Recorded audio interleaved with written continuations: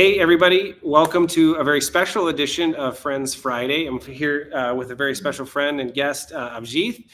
We're here at Black Hat. So you may be wondering like what's going on, but yeah, this is definitely pre-recorded where we have a very special opportunity to be together.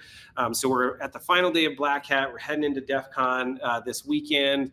And just excited to talk about the week that we've had and then the week coming up. Abhijith is the founder and runs the Adversary Village at DEF CON. So we're just excited to talk a lot about Hacker Summer Camp, volunteerism and being involved in the community. And then it's going to be a fun conversation. So thanks everybody for joining us.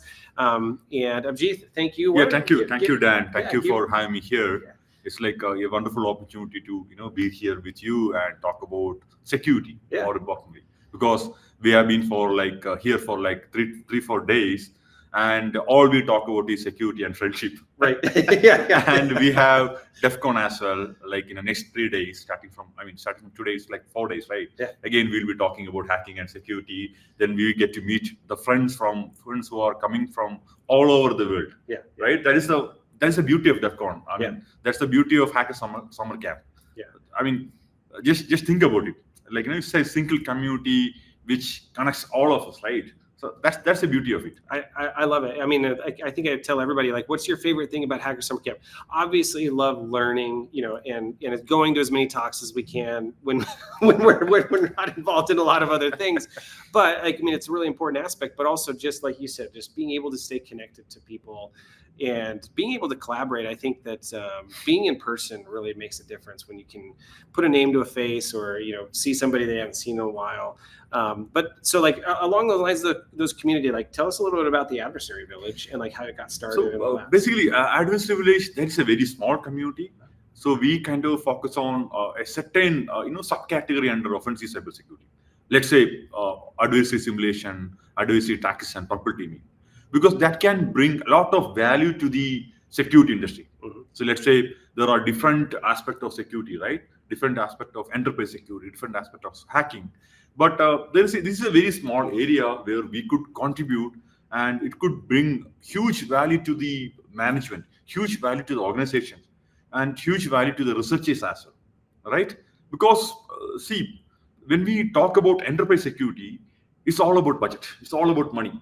Right? Mm-hmm. But basically, using purple teaming and adversary emulation, we plan to make more coming out of security products and the budget we spent on things. Yeah. That is something, right? I mean, you can obviously comment on it because you run a company based on purple teaming and collaboration. Yeah. No, I think it's hugely important. And what's encouraging to me is when you actually get involved in the community, you really start to learn hey, what is it that people are actually trying to what problems are they actually trying to solve, right? What are we actually trying to do?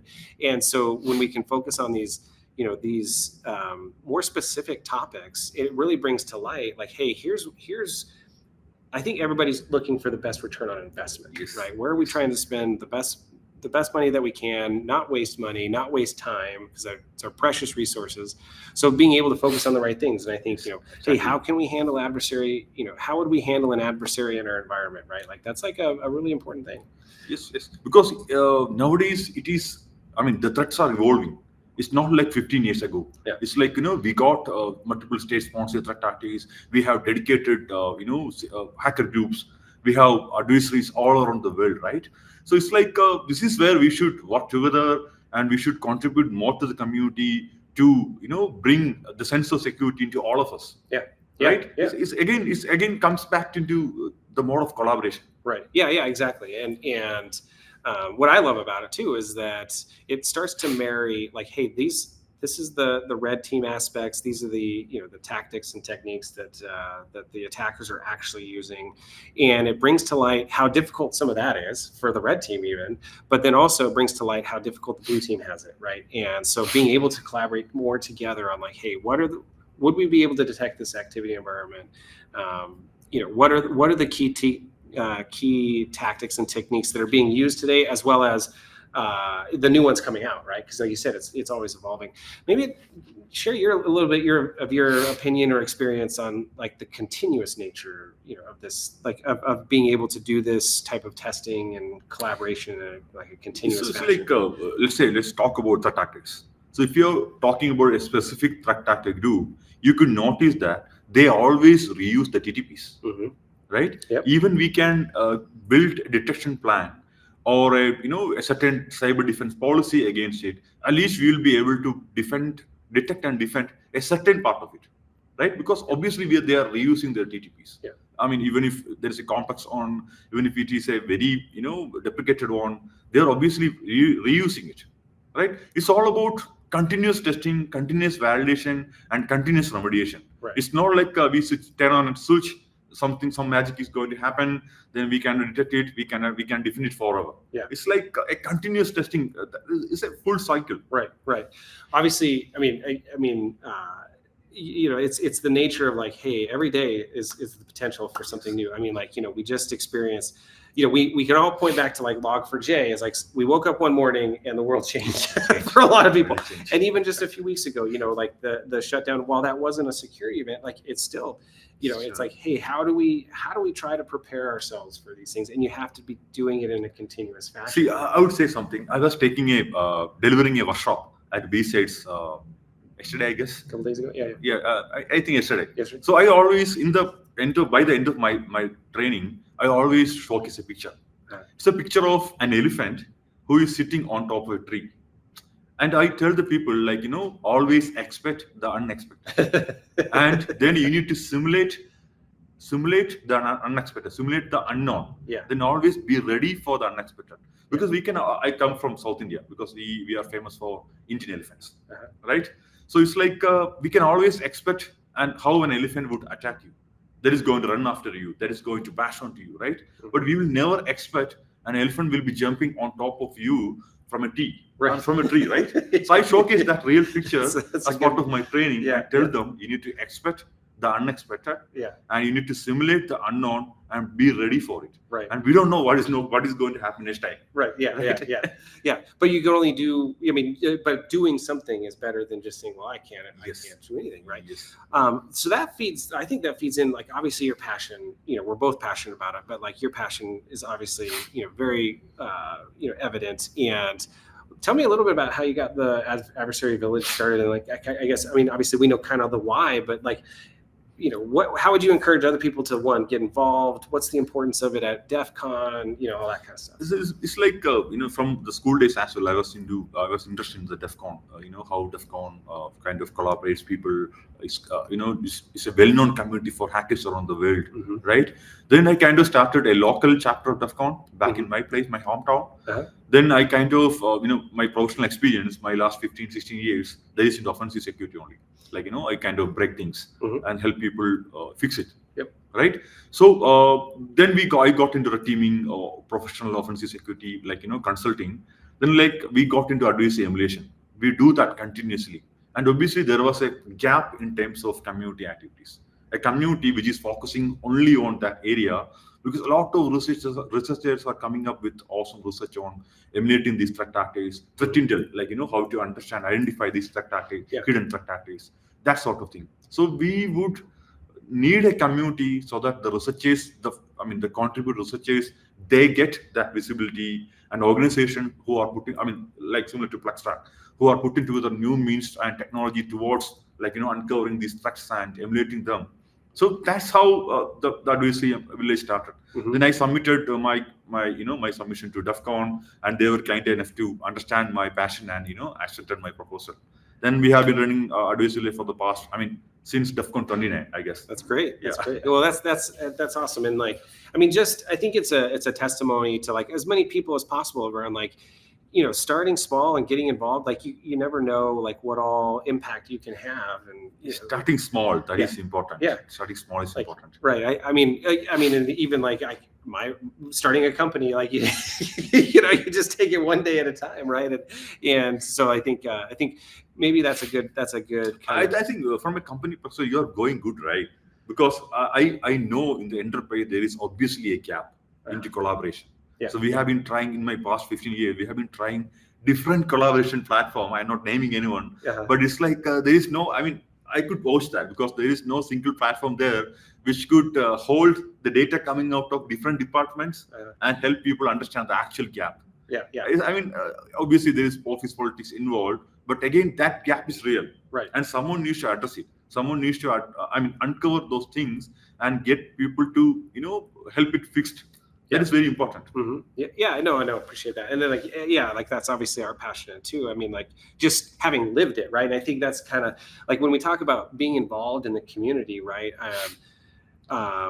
It's okay to just like, hey, I might never get to something big or like be able to have a village at DEF CON, but I can start this, or I can be involved in the local community or start like a DEF CON chapter, or like, we hosted B-Sides Boise, for many years. And so, and it's still going obviously, but, just like, I think the importance of like being able to see like, okay, other people are having these same issues. How do we collaborate together? That's the whole kind of like the point of the community. So it's like communities are very much important because we are a social animal. The first thing. But there are some people who actually need some kind of pushing. They're kind of afraid of talking publicly. They kind of, they might be having huge skill set, but they might be having a fear of public speaking, like fear of collaboration. They need to affront those kind of people. Right. That's where the community is coming. They can provide so much value in terms of, sharing knowledge, in terms of collaboration and bringing all these people together. So because I will tell you something. I was kind of an introvert till my college days. So my college friends, they will not believe I'm talking publicly. I mean, it's very hard for them to believe that. Right. But I'm talking everywhere and giving trainings, and I'm talking everywhere. I even talk to you in a public podcast, right? So I would say that the communities actually helped me to achieve that, overcome that fear and come forward. That's great. And that's one thing I love about B-Sides is like they have I mean, this is what I love about the community in general. Like what the community saw was a gap is like, hey, some people really have some really cool things to share. They're very talented in terms of how they approach a problem in the tech space and can exploit things, but just haven't had experience, speaking or presenting at a conference. So like B-Sides has that whole kind of mentorship track, like, which is great. And then, just getting more, what we call, what I would say more at bats, very baseball oriented term, but like the more at bats you get, the more comfortable you feel being able to speak and, you kind of overcome some of that, so if anxiety. If you're part of DEF CON or B-Sides or any of the security communities, you feel kind of welcomed, right? Because like, they are kind of a part of you. They make you a part of them. So these communities are so much welcoming. Right. I mean, I met a couple of people last year at DEF CON. Then, they are some of my closest friends. Right. It happens. It's kind of the beauty of communities. Right. And that's what I've loved about it too. I mean, like, I've been in the space, I'm starting to get, if I had gray, I mean, my hair is light enough to show the gray, but like I got some grays up here, but, I've been in it for almost 20 years. And what I love about this week is just, randomly running into people I used to work with, but also just connecting with friends and colleagues that, we've known over the past. And then, being able to continue to emphasize the importance of that to the community as we continue to grow and move forward, I think is super important. So thank you so much for like joining us today, Abhijith, and like thank you for all the work that you're doing with the Adversary Village. How can people find you, and like what are some things you'd like to share with the audience? It's like it's a pre-recorded session, and we are right now at Black Hat. We are heading over to DEF CON. So we can, there's no point in saying like in the communities in DEF CON, right? So you can always reach out to us like using our website, adversaryvillage.org. Then you can always like connect me using my LinkedIn, be friends, maybe you're going to be my best friend from maybe tomorrow. Oh, I've got one last question for you. What's been your favorite thing so far for the week? I know the week will be over by the time that everyone sees this, but like what's your most, what's the favorite thing you've had experienced so far, and what are you looking forward to most, out of DEF CON? It's like kind of a tricky question. after every DEF CON, I'll have to buy a new pair of shoes. I wear like something like a runner shoes, but after every DEF CON, like I at least walk 15 kilometers per day, Right. then at least lose kind of couple of kilos when Yeah. I get back home. Yeah. And I'll have to buy new shoes. That is again a funny thing. But again, the very thing is like meeting friends. Yeah. Like you. Yeah. So we have been connecting over LinkedIn and chat over past couple of years. Yeah. And when we get to this place and we get to meet all of them. Right. Right. I think that's what I like the most. Yeah. And I'll be looking forward to meeting more people, connecting old friends. I think that's it. Yeah. Well, it ties into the community and why we enjoy, being able to get out here. And so like, if you haven't ever made it out to Hacker Summer Camp, really encourage you to try to do so, even if it's just like one of the events besides, DEF CON, Black Hat. So, we're having a great time. Thanks again for joining us, and I wish you best of luck the rest of the weekend. Thank you, Dan. Thank you for having me Thanks. here. Yep. Thanks, everybody. Thank you.